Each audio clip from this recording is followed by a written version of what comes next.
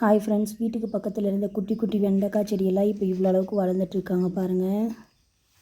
ஃபுல்லாக இது இப்போது உடச்சிட்ருக்கிறது தான். இது நல்லா இப்போ நல்லா வந்துட்டுருக்குது. இப்போ இது குட்டியாக இருக்கிறதெல்லாம் ஒரு அளவுக்கு வந்துருச்சு. இப்போ அது நடுவில் நாங்கள் அதாவது மக்காச்சோளம் நட்டுருக்கோம்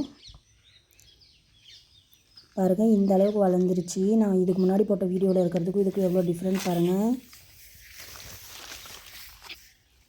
அப்படியே மேலே தக்காளி எப்படி வந்திருக்குன்னு பார்க்கலாம் வாங்க. ஃபுல்லாக அன்றைக்கி கொடி கட்டிட்டு விட்டுருந்தோம். இப்போ பாருங்கள் சூப்பராக வந்திருக்கு. இன்னும் உள்ளே போய் பிடிக்கல, ஃப்ரண்ட்டில் மட்டும் பிடிச்சிருக்கேன். நல்லா காயும் வந்திருக்கு. பக்கத்தில் அந்த ஸ்டெம்மெல்லாம் ஜாஸ்தியாகி அதெல்லாம் மறுபடியும் கொடி கட்டி இங்கே பாருங்கள் இந்த அளவுக்கு வந்துருச்சு. நல்லா காய் வச்சுருக்கு பாருங்கள்.